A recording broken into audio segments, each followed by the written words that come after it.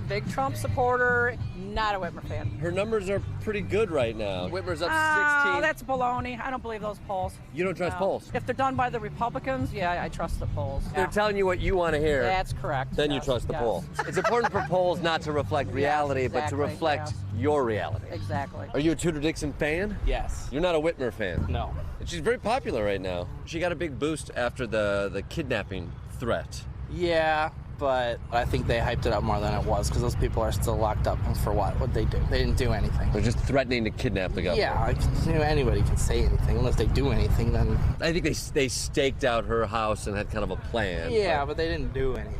Right? Like, yeah. Just because I'm thinking about thwarting democracy and then meeting friends and talking about thwarting democracy. Right. And putting plans in action to thwart democracy. Right. They didn't do anything. That's the whole point of America, is you can say what you want to say. It feels like law and order is sort of like a issue for you. I mean, if you're going to plot to kidnap, I mean, why can't you? Like, if I want to, just don't do it. Just spitballing here. You got any plots you've been thinking on recently? We've all had those thoughts like, oh, I should go do this, but no one actually acts on it. Have we? All of us? I'm sure all of us have. That clip seems worse today, doesn't it? That was a clip from a new Comedy Central special hosted and produced by The Daily Show's Jordan Klepper. Since 2016, Klepper has been talking to Republicans at events across the country. And in those 7 years, things have only gotten stranger. As America barrels into the midterm elections, there's just one question on my mind. Democracy. We still cool? If you knew you got fewer votes, you wouldn't concede. What is conceding? Yeah. It means accepting loss. No. No. Why? Is democracy? We can be tomorrow if the wrong thing happens. If there is a problem with this election, this country will go to civil war. How soon? Because I have an Airbnb rented in the Outer Banks. You were there January 6th. It was the most beautiful thing I ever saw. Birds chirping, police officers screaming. No.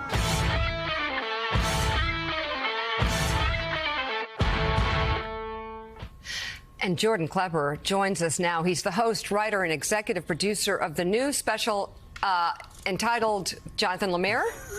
Say it. Jordan Klepper fingers the midterms. America unfollows democracy. I don't know why that. Well, I had to step in there. I'm not comfortable. Yeah, but that's okay. Thanks for stepping in. That's the title. That's it's a fact.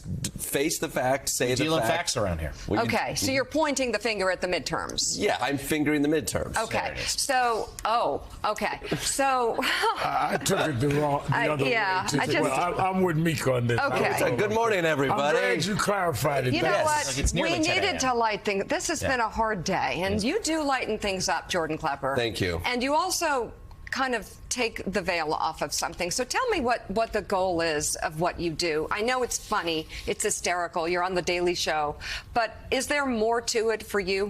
I like to bring logic into the center of America. And so I think more often than not, people are at home often yelling at the television, wondering where these conspiracy theories come from or what people actually believe. Right. The Daily Show, I'm lucky enough to actually go out there and talk to people. And more often than not, they're not questioned with the follow-up. They rarely have to push beyond the initial response that they have with their friends at home. And so we may hear stuff here in a studio in New York, but our goal with The Daily Show, with the special, is let's go to Arizona, let's talk to people. What are they actually saying about the election? What are they saying about whether or not they'll accept the results of this upcoming election? Right. And let's bring that back to the people and find a little bit of humor in it. You're actually asking the key questions. At a Trump rally in Iowa earlier this year, you talked to QAnon believers about who they say is pulling the strings at the White House. Take a look. Maybe the most surprising moment of the rally was when I ran into an old friend I thought I'd never see again. Q's back! And there's Q shit everywhere! Yes, the online conspiracy following a mysterious character known as Q was more popular than ever. Is that a Q? Yeah. Are you a Q supporter? Certainly. Wasn't Q's whole thing that Trump would be reinstated as president? He's never left. There's no doubt in my mind, 150,000%. That he's still president of the United States? Really? Does he still hold the powers of the presidency? Well, he's been flying around the world on Air Force One. It says something. I thought Joe Biden's technically on Air Force One. No. So they're faking it? Yeah, it's not even a presidency. Who is running the government right now? President Trump. He's running the government. And the military. And he's running the military. So we should blame him for what happened in Afghanistan? No. But it's still his fault. It's way beyond my understanding. Thank you for talking to me, George. Enjoy seeing current President Trump. So, Jordan, there was a thought that the Q conspiracy theory was falling apart because its prophecies had not yet come to fruition. You're finding the opposite. Tell us how they're justifying it, and also explain this to me. I've never understood why JFK Jr. plays such a central role in this conspiracy, that he would be the next Republican leader, because last I checked, he was the son of a Democratic president and a Democrat himself. Yeah, to be honest, it doesn't have to all add up. It just has to be the kind of thing that gets in the way of addressing sticky subjects. I think what a lot of people don't understand is conspiracies are fun. The JFK Jr. one is wild. I talked to somebody in our special about it. He said JFK Jr. is the current vice president. Joe Biden was killed in Guantanamo Bay. Things that defy reality, but are fun when you're alone in front of a computer trying to piece together a world that doesn't make sense to you. That's what you do is so interesting just on the political landscape, because it is very funny. I mean, you're very, very funny, and these exchanges are at times hilarious. At the same time, Reverend Al, I get really sad sometimes watching these, because it really does relate back to the main theme of our show today and to the misinformation that is truly spiraling out of control unchecked. No, it really does go back to the theme of what we're talking about that goes unchecked. And it really scares me, and this is as a minister, that these people are parts of a cult that they really believe. I mean, this last guy that you were talking to at the Trump rally really believes Trump's president and really believes that Biden is not there. I mean, how, when you do this, and I know at the end you deal with the comedy side of it, but are you ever feeling like you want to shake them into reality and say, do you realize this is crazy?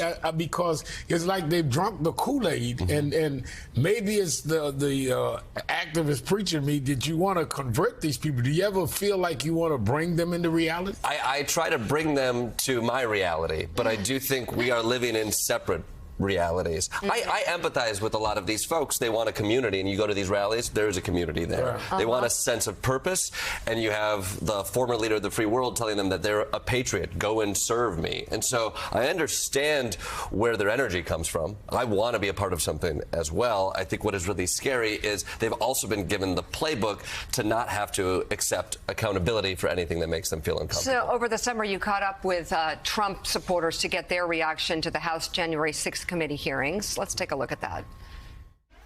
What about what happened on January 6th? What do you think what happened there? I don't really know what happened on January 6th. January 6th, the election day? No, election day was back in November. I don't even know what. Do you know about January 6th? No. So when I say January 6th, that means just nothing. I don't know. That's just a day to you? Yeah. Did you hear about the insurrection attempt at the Capitol? No. For almost everyone here, insurrectioning was a non-issue. It was the hearings themselves that were the problem.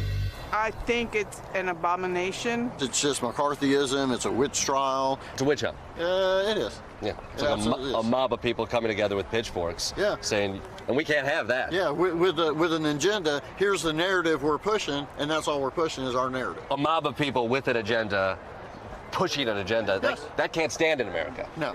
We should have an investigation about a mob of people. And that's something everybody would watch that. Yeah, absolutely. Oh, Nancy Pelosi. She is very responsible for what went on then. She planned it. She planned what happened? I believe so. Why did she plan to get attacked by a mob of Trump supporters? Because she wanted to be able to blame it on the Trump supporters and have something bad to say about them. Shouldn't we investigate that? Yes. So you must be watching the January 6th committee. No. So, Jordan, you're supremely talented. I mean, there's a fine balance that you're striking here, where you're respectful and you're listening, but you're also finding the humor in it and creating content that's really very funny. But what is your takeaway from? Does it lean toward cult, or a lack of information, or what are you finding in these people? I mean, I think we shouldn't shy away from the word cult. It's cultish behavior through and through. I think what I'm seeing is bad information with adults who are acting like children puts us in a really dangerous place, and you have responsible adults acting like children who are manipulating these people with this bad information. You see it today. I look at the Elon Musk tweet of yesterday, and I already know I'm going to be arguing that point a week from now. Yeah. Because we can't have earnest conversations about a base reality anymore. We can't have those uncomfortable situations about if this rhetoric is causing this type of violence. Because when you go out to have that conversation, all of the BS that is being fed, the bad information, that's the thing you have to get through. And more often than not, I find it almost impossible to get through. Wow. All right. The new special, Joe and I will be watching. We don't watch anything like actually when it's on. We will be watching this at 11 p.m., believe it or not, on Comedy Central. And Jordan's new podcast premieres on November 9th, the day after the midterms. Jordan Klepper, it's so great to have you on Morning Joe. Thank you for what you do. We appreciate it. Thanks for having me. And that